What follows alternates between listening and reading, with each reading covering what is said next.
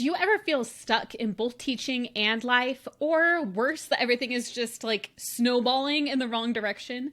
Today on the podcast, I interviewed Jon Osborn, who's an expert sports psychologist, and we are talking all about creating momentum, both in teaching and everywhere else in your life this coming school year. And we basically went off script, which always makes for my favorite episodes, and we got really real with you. So you're going to want to keep listening to see all the golden nuggets that came up during this episode. Welcome to Educate and Rejuvenate the podcast, episode 145, The Power of Momentum for Teachers. Welcome to Educate and Rejuvenate, the podcast to help you revitalize your teaching, renew your spirit, and reignite your passion for life. I'm your host, Kelsey, a former teacher, current homeschool mom, published author, and certified life coach. Whether you are a teacher in a traditional classroom, homeschool from your kitchen table, or anywhere in between, I am on a mission to help you not only survive as an educator, but thrive. Get ready to uplevel your skills with incredible insights from guest experts and discover the missing piece, rejuvenating yourself. Are you ready to both educate and rejuvenate? Let's go.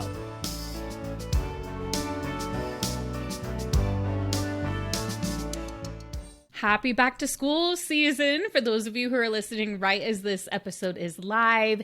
Maybe you're going back this week. Maybe you went back last week. Maybe you're going back after Labor Day.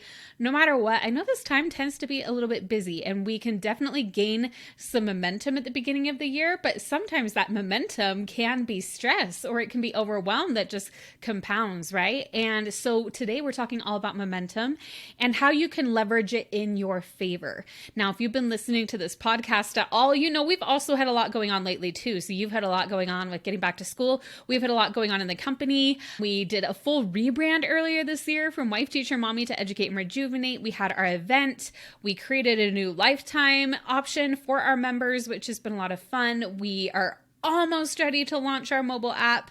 My book is coming out next month. Lots of momentum we've been building this year, building something completely new and different from what it first used to be. And it's also been a lot of momentum behind the scenes for me that you all haven't necessarily seen, but maybe you felt if you've been following along this podcast for a bit that I've been doing a lot of my own personal growth and development as well. I've been doing lots of coaching myself. I wrote my book, which was a big thing for me. Lots of research and soul searching for that. Therapy, started doing yoga and strength training, deepening some friendships, reading the books that are really just calling to me. A lot of personal growth. And we recently had a house flood.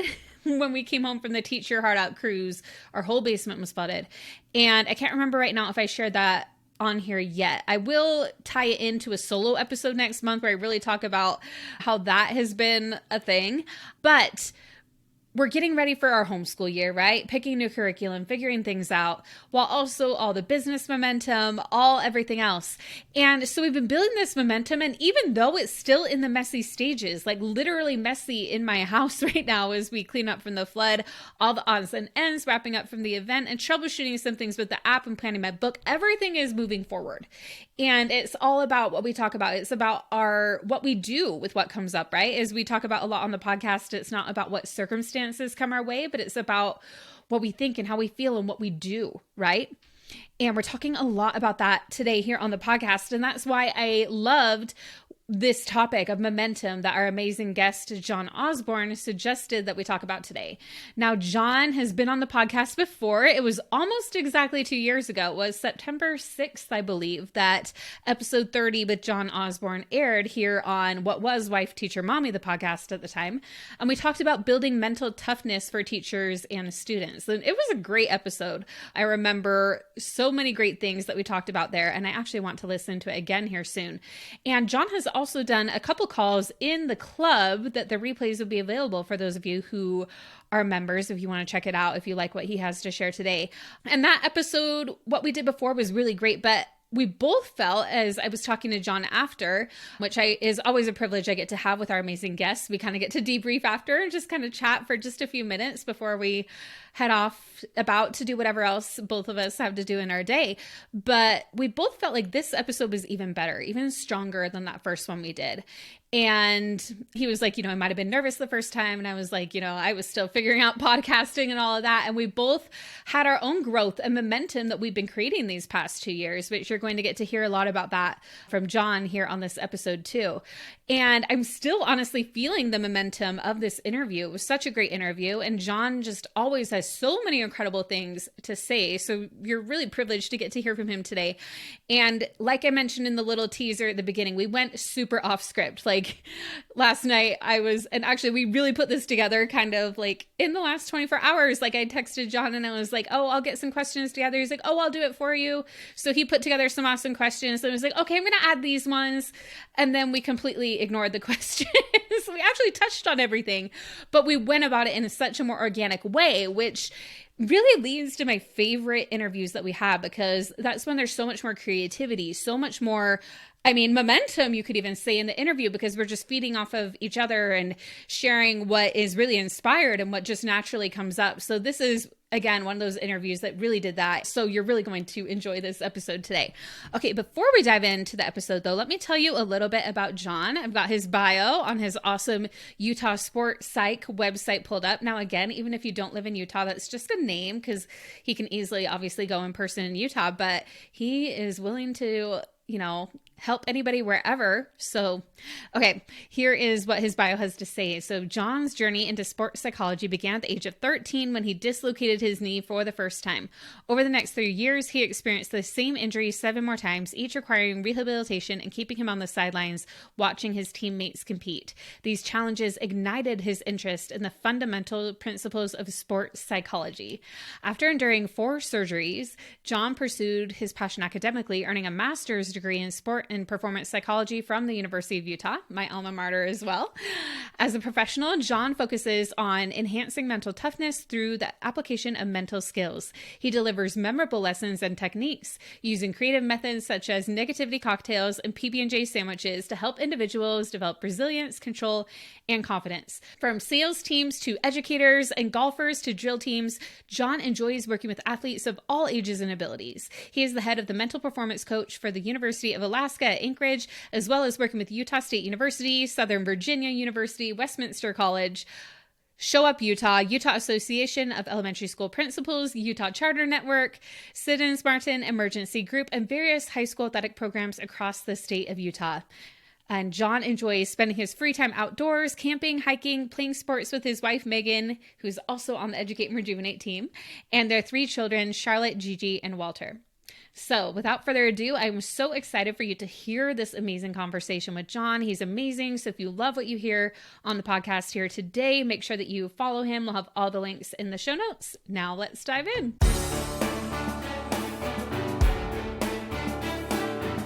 All right, Jon, I'm so excited to have you here on the podcast again. It's been a little bit. We're really glad to have you back. No, I'm really glad to be here. Like a lot's changed since I was last on, but your podcast has remained the same. So this is awesome. Well, we're so excited to have you. And I would love to hear what's changed for you since we last had you on. And we're talking about momentum today. So how is that currently playing in with what's going on and what's changed from between now and I think 2022 when we had you on before? Yeah, I think it has been a couple of years. Right now, I'm in the middle of a big time momentum shift. About a couple months ago, I started my own sports psychology and mental performance coaching practice. And so I'm learning, getting the fire hose of all these lessons like a business owner and all the hard things. Essentially, I feel like I'm trying to create momentum while writing momentum at the same time. So it's I think of it kind of like, we just watched the Olympics. I think with those surfers, right? They're riding their wave and they're just hoping the wave continues. And they actually play a big part in keeping that wave going by not breaking the wave's own momentum. Anyway, so that's what I've been up to, and it's been awesome and way fun, challenging as heck. But I wouldn't have it any other way. I love it, and I love hearing just that was kind of a risk that you took to be like, okay, I'm going to, kind of trust myself and do my own thing. That's something we've been talking about a lot, is having that trust and faith in ourselves and our abilities, whether you're teaching in a classroom or homeschooling or you're an educational leader or, whoever might be listening to this podcast. And it did take a lot of guts, but I think one of my, I don't know, philosophies, I guess you can call it, is you can't trust yourself unless you test the trust. right? Like That's I true. can't, I trust myself and never take any chances, which means like, trusting yourself also like actually means you're willing to fail, Yeah. right? Because you can't guarantee success 100. Like, no one bats 1,000, right? And so if I truly trust myself, it means to take chances, knowing that failure might.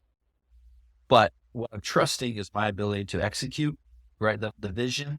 But I Yeah. also trust myself to like bounce back it when and if failure does happen. So there's a ton of trust involved in taking risks. And it is, if we're like trusting yourself, right? And so I think like taking the risk is actually how you prove to yourself that you do trust yourself, right? That's a great affirmation to say in the morning. I trust Yeah. myself, you're a strong and capable man or Yes. whatever. But it really like how you show that trust is by going out and taking risks in whatever your life is. Oh, I love that because somebody could say, "Oh yeah, I trust myself to always stay in my comfort zone and always keep myself safe because I've never like Right. doing the thing, right? Or putting myself to where I could potentially fail or feel that negative emotion." And so I love the way you put that part of trusting ourselves is like kind of putting ourselves out of our comfort zone, putting ourselves to where somewhere new, kind of uncharted territory, and then Yeah. gain momentum from there. Yeah. Yeah. One of the most like impressive characteristics to me. And as I live my life and as I coach and start this business, one of the characteristics I look for in other people that I truly really value, and the reason why I look Mhm. for it in others is so that I can create it in myself, is those people who do fail. I love watching people. Like I love watching a basketball player miss a shot, a golfer, hook one into the water. Like I Yeah. love watching people fail, which is a funny thing to say, isn't it? But I love it because great people respond to that, right? Because great people respond a certain way. I'm not thinking it doesn't phase them. Like no one likes failure, but they know that failure has now happened in the past and all there is learn. It's like, okay, if I got this exact same opportunity again, what would I do different? Right. And would I do anything differently or would I just respond to this? So I love, I love failure and I Yeah. love watching other people fail and seeing how they handle it. And honestly, that's probably one of like the, like almost immediate recognitions for me of like, I can tell how successful someone's going to be. Yes, I love that too because like it's never interesting to hear somebody get up and be like, "Yeah, everything just went perfectly, and it Yes. was just Right. like Right. this, like nothing went wrong." It's kind of like in stories, we want that conflict. We want to see like how did you Right. overcome? Even going to conferences, like I was at Teach Your Heart Out recently, and they talked about the adversity they've seen in the classroom, and also business leaders I've seen like we almost went broke. We almost went bankrupt. And then I just kept trusting myself and taking risks and Yes. putting myself out there, even though I'd kept getting no, no, no, no. And, that's when it's through that struggle and what we learn from it about ourselves where we get that momentum, that getting back up whenever we fall Right. down. Absolutely. Yeah. Your process, rather the things that you do are far more important, and far more indicative of success, like what you do rather than like what happens to you. Right. So I think when you get caught up in results, Mhm. kind of getting into our topic of momentum, like for me, that's what momentum really is the ability to keep doing things regardless of the result. And so I've kind of come up with this like fun little like equation that's really, really popular is made, lots of people I'm sure have heard about it. E plus R equals O. Viktor Frankl's book, about his time in Auschwitz Such a and good book. whatnot. So great. And that's very, very familiar. And I've taken that and worked out with a couple people creating this kind of vision of momentum using that simple principle of, events happen to me, stimulus happens to me, but my response determines the outcome. And our response Hmm. also determines the direction of our momentum. And this is so eye-opening to me to be like, oh my Yeah. gosh, momentum isn't some like metaphysical out of my control like Hmm. force, right? There was a really cool ESPN.com like investigative article about like momentum in sports because sometimes we think momentum is unique to sports, which isn't true at all. We talk about it a ton in sports, right? Someone Yeah. talks about getting the momentum going into the locker room or coming out of halftime or this really big play shifted the momentum. And momentum isn't like a metaphysical. It can't be measured. It's something we know, right? Hmm. And it's not like a physical, tangible. Like there's not an energy in the air that's like, oh, we can now track this, molecule or whatever. But it is like a feeling inside ourselves, being forced, being moved, not forced, moved in a different direction, right, or in a particular direction. And so think about that.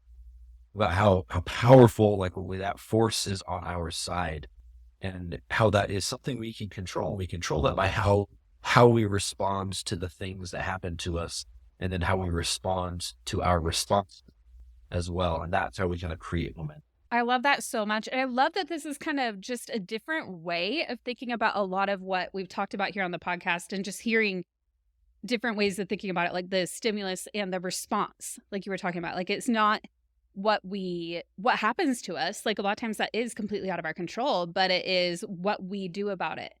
And it might take us some time to regroup and to process our feelings or to do whatever we need to do. But again, it's that response that, how long it takes us to get back up again. Yeah. Well, I love that explanation. Even responding to my feelings, like that is a Yeah. response to something that happens. Mhm. A coworker says something hurtful to me, right? That's my event. And I get to like me figuring out how I feel about it first before I respond. That in itself is a response, right? So like in that scene, me figuring out how I feel about what they said, that's the beginning stages of momentum, right? Yes. And that's a really important step in such an emotionally Yeah. charged situation that so many people we think of, coworker says something mean to me or tough to hear, and I respond Immediately. Yeah. like, hey, figure how you feel about it, right?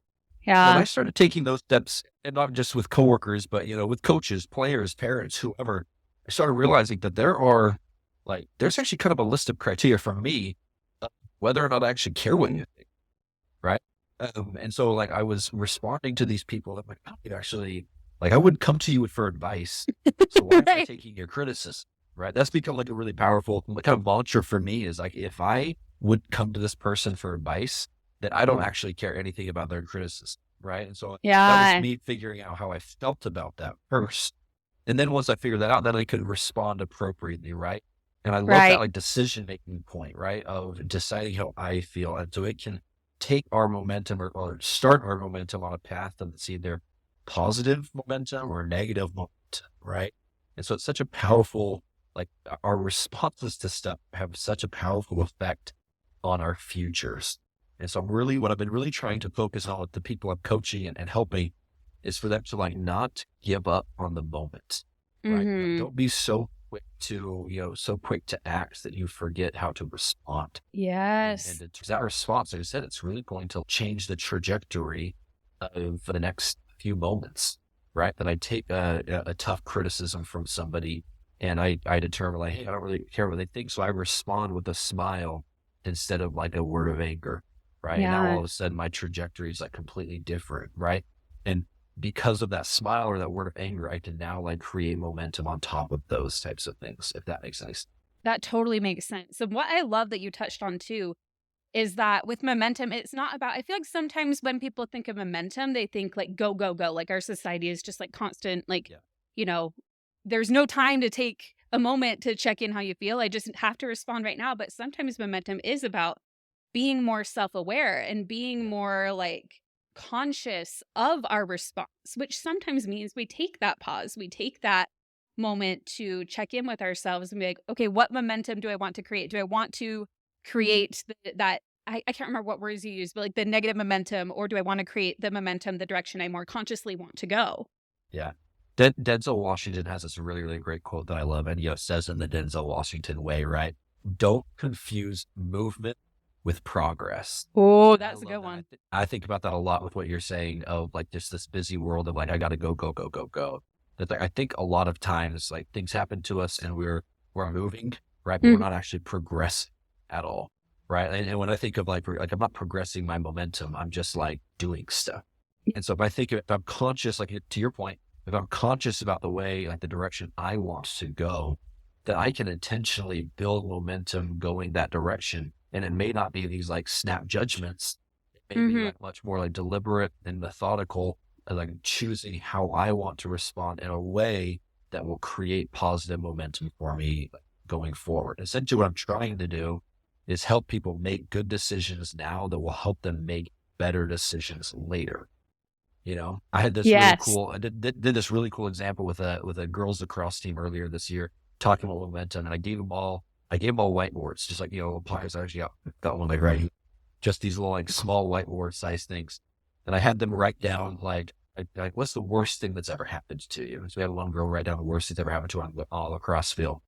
And I said, okay, I was like, yeah, you and you, I want you to respond like right on your whiteboard. I want you to write down like a great response to that event. What's something that'd be so cool for her to respond this way?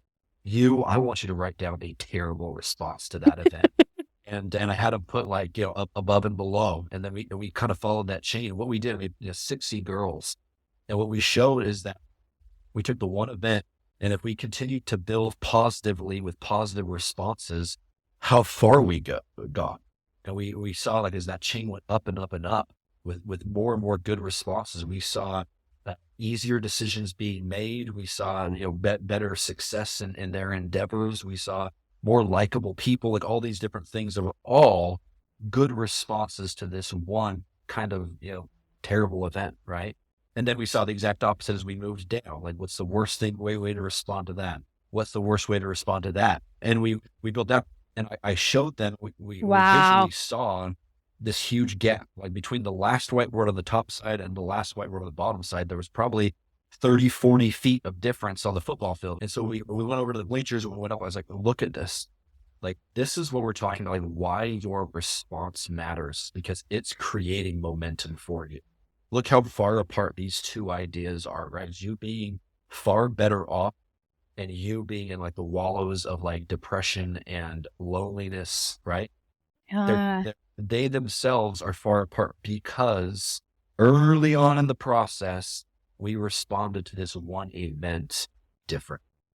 And so the challenge to them was like, don't underestimate the power of a moment, and don't underestimate the power of like a great response. That you need to take a pause, so you respond well, that it's worth it. It's worth the pause because what that momentum is going to be able to do for you. Yes, it is worth that pause. And that visual and just that concept of that lesson you did. And I want to add, because we have educators listening, that you could do that same lesson with your students about, like, it doesn't have to be about sports. It can be about, choices they make in their life or anything, and the different directions they end up. Like, I feel like that is such a powerful way to, like, I want to do that with my kids now. I love that lesson. No, it is so good, and it can be done everywhere, right? And I think it should be, because Yeah. what it does, like what it did when I was doing with that group, is that if I'm the 10th person to go, right, like I'm well removed from the initial event, so we still got a lot of people to go, but I had to visualize what a good response would look like. I had to answer the question, right? Like, what does a good response look like to this event? So I had to kind of like see it a little bit, right? I had to put myself in those shoes, right? And so they were able to see the good response to something or the bad response to something, right? And so I think it can be incredibly powerful, because what it does is allows children or people to express like a little bit of creativity of thought. Yeah. But to see the impact that their creativity of thought can have on their direction, right? That it's like, I can get creative with my response, and if it's negative, it's going to lead me on this like kind of path down, right? Or if I can be creative with my thought and do something good to respond to this, it can lead me, up this direction, right? So like our mind is so powerful, and we have such like an incredible power to be creative and to think of positive solutions to our problems. And so I love the activity because it provides a great visual. And you're right, teachers can do this so easily in the classroom, and it would be awesome to see their kids up on the whiteboard being like, hey, Johnny, breaks your scissors, right? Or cuts your paper in half. Like, you got two choices, good one and a bad one. Tell me, what does a good one look like, right? And let them express that. Be awesome for teachers. Yeah. And the other great thing is, you might, even if it's starting to go down, you could realize, at one point, you might notice, you might kind of have that self-awareness, like, I'm kind of headed down a direction I don't want to go. And that doesn't mean you have to keep going that way, because every moment is a new moment. Then you can choose, actually, I am going to shift that now. Like, we can learn from our past and we can redirect. It puts a lot of power in the moment, right? That if things are happening to me, and maybe I feel like I'm on that like downward spiral or trajectory, that just that simple recognition, like is a moment for me to change, right? That like at no moment am I forced to continue down this path, right? My trajectory can be changed at any moment. And all it takes is me responding well to this right here, right? I think it's incredibly powerful that we're not like we don't just like make changes, before something or at the very end of something when we evaluate, right in the moment, right? You could be teaching, having a lecture or teaching your class, and the day started off great, but then a series of events and interruptions like really start going down. I know it's lunchtime, but let's not throw the day away. Or we're plugged into the movie, or we're going to give up on the day. No, you have the ability to change the trajectory of that day, which then may change the trajectory of that year simply with like one good decision. And if we can take one good decision and turn it into two good decisions, three good decisions, now created momentum that may have started this way, but now is moving it. Yes, that I love this. This is just so powerful because it shows how we can, and we can shift that anytime. If you're listening to this and you're like, I am headed down like this other way. And that's what Jon was just saying. You could be, okay, I'm not going to throw it all away just because honestly, if you're listening when this comes out, you're at the beginning of a new school year. Again, and it's always a new moment. It could be like Christmas break, or it could be the very end, last week of school, and you could still do this. But it's a great time to, utilize that moment to start off the school year. Timelines were created by man, right? Like we put things as teachers, we put things in terms of quarters and semesters and, weeks, days, right? But really like we're building, for not just those time periods, right? Yeah. So, last week of school, like we can actually start building momentum, that will then manifest itself the next school year or throughout our summer, right? Summer's not just a time to recover, but summer's a time to like really build momentum.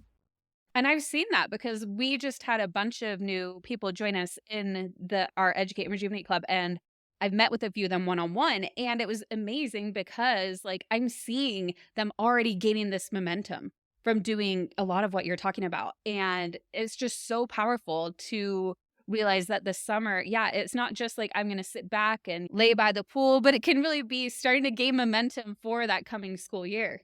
And you can start that now, right? I mean, listening to this, you're gaining momentum. Like if you're still here 20 minutes into this podcast, you are gaining momentum. That's the hope. That's the idea, right? And that's what's cool is that it's all about our perception, right? Laying by the pool could be me creating momentum. It could be, because yeah. that is a positive response to like what I have going on, recharging my batteries, reconnecting with maybe some important people in my life, right? So that's where our perception really matters, because laying by the pool could also be creating negative momentum. It could be either, yeah. If that's me, if I'm disassociating from what I'm trying to do, if I should just like being lazy, right? If I shouldn't be by the pool, whatever it is, but my perception really matters and how like momentum is being created, right? And that's what I think is like so powerful for us to understand, is that like our perception, like it's not what we're doing, it's how we perceive what we're doing, right? If I believe that this is benefiting me and leading me, right, it's helping me progress as a teacher, as a parent, as a leader, whatever, if I perceive it's helping me, then it will. And if I perceive that I'm being lazy, guess what? You're also right. Only because, like, are you actually being lazy? I don't know, but if you perceive it, that it's true. So let's talk a little bit about how like we've done this, because we've been talking about it conceptually, like what is momentum, and the exercise or the lesson you taught, the activity. Amazing. And I feel like I'm going to add that to my homeschool to-do list because I'm homeschooling our kids this year. I love it so much. I thought about that for you. Like you run a very successful business and you're still trying to make it more so, right? Yeah. So I was kind of curious, as I've been like teaching this idea, to teachers and athletes and whatnot. How have you seen it, Kelsey? How have you like lived this momentum as you kind of reflect on maybe your early years or maybe some like kind of critical junction points?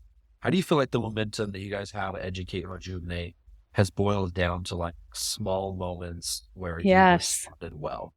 Oh my gosh, it's such a good question. And I feel like I have examples of both. I have examples of where I responded well. I have examples of where I responded terribly and what I learned from it. So it's been quite the journey for sure. Like we started, 10 years ago with just TPT, and that was our big thing, teachers pay teachers. And then when COVID hit, that was a big pivotal moment because at that time we were making basically all of our money off of our ready to go sub plans, which is now hardly even what we talk about anymore. It's crazy. But at that time, that was our big thing. And all of a sudden school is closed. Nobody needed a substitute, right? True. Everybody's home. And so I had a week where I was just like in panic and shock. And I think a lot of us were, because we were in a global pandemic. But And we didn't know what the future was going to be. Right? yeah, I was like, well, maybe in a week it'll be fine. They'll be back. And then lots of people will be sick and they'll need their sub plans again. I mean, obviously that's not a good thing, but I was like, well, maybe it'll be okay. But then after that week, I kind of had to get myself up and be like, okay, well, this is the current moment. The current moment is now. Everybody's home learning. So we then pivoted and we made products where it was like digital. We converted some stuff to digital. Your wife, Megan, actually helped with a lot of that because your wife, Megan's on my team.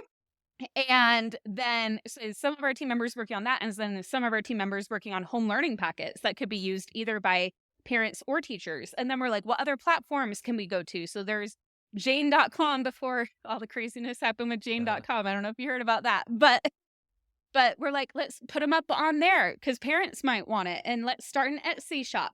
So we started doing new things and that helped us gain momentum. And then actually we dropped at first and then we gained new momentum because we're like, what is it we're doing in this moment? And it doesn't have to be what we did before. It can be different. It can be new. Totally. And so I feel like that was a really pivotal moment, being like, okay, let's adapt with what the current needs are. And just trust that, okay, we don't know if anybody's going to buy these things, but we're going to do it anyway. And it did work out. Like those helped. And then we had some great times. And then we're like, oh, it's going to stay here. It's going to stay here. And then what happened? The teachers pay teachers. Algorithm changed. And suddenly we weren't ranking in search anymore. And then, so it's been so many waves of up and down. And then there have been times where I responded out of fear or scarcity. Like we need to cut this. We need to do that. And that never felt good. Like it felt bad. So then, I would notice that and be like, okay, no, we need to trust that this is going to work out. Like we have, what else is it that teachers need? And that's when, when we did a survey, what are your biggest struggles right now? It was not with printables. It was not like I need a new resource to help out. It was, I am stressed out. I am burned out. I don't need another PDF. I need help. And that's when we started our events. To do, right? Yeah. That's when we started our events and eventually coaching and all of that. And so I think because of all these struggles, but because of still being in touch with, what I wanted to help people with and trusting that over time, like it's not going to look exactly like I planned. Like it looks a lot different and yet it's actually better. I love that. I feel like you taught me a really important principle of that momentum. I mean, by its definition, momentum doesn't stay put. No. Right? We really are momentum is happening. And we just kind of get to determine whether that is a positive momentum or a negative momentum, right? And if we ever feel stuck, that's almost a really great indicator to us that we are riding that negative momentum, right? Yeah. Because we think about help for teachers, what can the teacher do to create momentum in their classroom, or how can they notice it, right? Is pay attention. If you ever feel stuck, that's going to be a real good indicator to you that you're not creating positive momentum, that you're actually on that negative. And so what can you do is you just start to create, even if it's imperfect, or start preparing a lesson plan. Yeah. You don't even have to use that lesson plan. But what that does is you start creating, it provides you with direction, and you feel like you are doing something productive, right? And so that changes the direction. I love your story, right? The number of times that you thought you, quote, found the answer, and you did. You did find the answer, right? But that answer was only the answer for a short period of time. And then the world changed, the world shifted, and so did you. Yeah. Momentum doesn't stay put. So we can't either. And I think you're just a really great example of that, of not staying put and not being we do subplanes. Everyone's doing anything other than that. That's our niche. It's all we're going to do, right? You've moved, you've molded into what, always answering the question, what are teachers? I think that's awesome, right? And that's really kind of how we create momentum, is we change, move based on the newness of the situation, or what the situation requires. Yes. I love that. And that was a great moment for me to even think about that and be like, oh, wow, the ups and downs of everything, but how much I've been able to learn from it. What about you? For me, momentum is created in a positive direction using one question. So what are you going to do about it? That came to me once as I was doing a coaching session with a high school soccer athlete, and they had a whole list of things that, honestly, they were terrible. It sucked. I'm really, really sorry, right? And then it kind of came to me in our session. And I was like, we just kind of sitting there like in the silence after all this like sucky stuff. And I said to him, I was like, so what are you going to do about it? And he was like, well, I'm just going to get out there and play. And I'm like, best thing you could do. And so I realized that question is so powerful. And it's not like one of my questions. I asked it to myself. I asked it to my clients, people I work with. Okay, like, so what are you going to do about it? Because that answer is momentum, right? And so I asked myself that, I imagine if I was a golfer and I just hit a ball out of bounds, what are you going to do? I do my absolute best to hit that ball, right? And it's like you show up one day to school and your principal is like, oh, by the way, we had to change around class. You have an entirely new class. Sucks. But what are you going to do about it? Right? Are you going to stand up in front of those kids and be like, this is why my situation is terrible? You're going to get in there and you're going to try and teach them. You're going to try and teach them like to the best of your ability that day. Right. And that lesson might go terribly, but you tried because you did so what are you going to do about it? I'm going to try my absolute best. And that's how we create momentum. So for me, that's something I try to do every day as I'm building this business. And like right now, like my goal is just build. And that's honestly a super fun place to be in because there's no bad idea. All I'm doing, all I get to do is just do and do and do. And if it takes me to a podcast or it takes me to a team session with a sports team or a one-on-one session with a professional, like I just get to do. And I don't got to worry about what's the effect of it, right? Yeah. Without doing something like that, it's going to be positive momentum. And so that's why, like for teachers, as you're heading back into school, the brand new school year, whether you're a first year teacher, whether you're a veteran teacher, I know it sounds weird, but just do, right? Just create, do things. Like don't worry about what's this going to lead to, or is this for me? Right? Just simply create and do things. And you'll create like that positive momentum and you won't necessarily know it until you look back on it. Just like Kelsey and I did here. As we like look back, we realize, oh my gosh, like I'm riding this awesome momentum wave. And I wasn't focused on momentum. What I was focused on was just like doing what's best. Right. It's honestly, it's like that song from Frozen 2, do the next best thing or the next right thing or whatever Anna sings, right? Yeah. It's really how we create momentum. Like we might be in a cave. We might be with like a really terrible class or not with the students we want or the coworkers we want. But like all we can do is do the next best thing for us, right? And that's how we create that momentum. So that's how I saw it in my practice going through grad school and joining up with the practice, starting my own, is I'm just going to try and do like the next best thing. And whether it works or not, I don't know, but I'm just going to try and do the next best thing along the way. And I love that. And I was so excited when Megan was like, oh, Jon would love to come on the podcast. Like you're trying like all these new things and like you were just explaining, like all the different things. I love that question also so much. Like, what are you going to do about it? Because it really is about kind of what we've been talking about this whole time. What is your response? Because that's the part where the momentum happens. It's not like what's going on in the world or the external circumstances. It's what are we going to do about it? Absolutely. And it's such an admirable trait that I see from people who, like when the subject of the economy, comes up, they don't have much to say or add to the conversation because they're too busy like living in the present moment. They're too busy living their lives. Like obviously the economy affects them, right? Oh, but for sure. They're far more concerned with what are they going to do, right? Like what are they going to do with the economy, or what are they going to do with the election? What are they going to do with the time they have, the choices they have in front of them? So for me, that's how you have like success. That's how you make progress. Yes. Back to this, not just movement. That's how you make progress is here are the decisions I have right in front of me. Like which one's going to lead the best, the best for me. Like which choice do I want to make? Which is going to help me have that best momentum. And so that's all I try to do each and every day when I wake up, head pops off the pillow, like Kodo Day is going to hold. And it might be good. It might be bad, but we're going to see based on my actions. Not on someone else. If I'm going to let someone else determine if today's a good day or a bad day, I'm going to determine that based on what I love that so much. And I feel like we've just covered so much ground in the last, 34 minutes we've been chatting. Like, I mean, I feel like I got so much out of this conversation. Like, so thank you, Jon, for being here today on the podcast. I appreciate the time you took. I know you have a lot going on with starting up a new company and all the things that come with it. And who knows what comes from this? And maybe it's nothing, but I know I've gotten better from being able to just like teach and talk and share, hear from your experiences as well. This has been awesome. I would love, if I could, I would Oh, love, yes. Kelsey, if your listeners could help me out. Follow at Utah Sports Psych. Even if you're not in Utah, I get that, but like this is where I'm at Utah Sports Psych. Follow us on Instagram. Go follow us at utahsportspsych.com.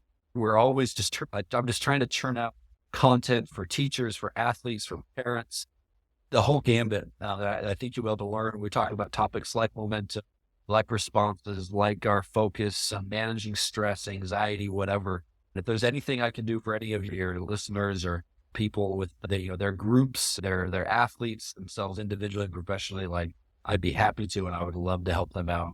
So please, please, please give us a listen, give us a follow, and we'll see if we can turn this into something special. Yes, Jon is, every time I hear him speak, because I've heard him speak at a couple different events, and he just does such a great job and has an amazing stage presence and shares such valuable insights every time. So he'd be great to bring on for a PD or... That's really kind. It will get rowdy. I can guarantee that. The reason I'm not wearing a shirt and tie right now is because I don't know if I was about to get up and jump around and dance around during this podcast even, but it'll be rowdy. But yeah, we'll definitely leave with something good for sure.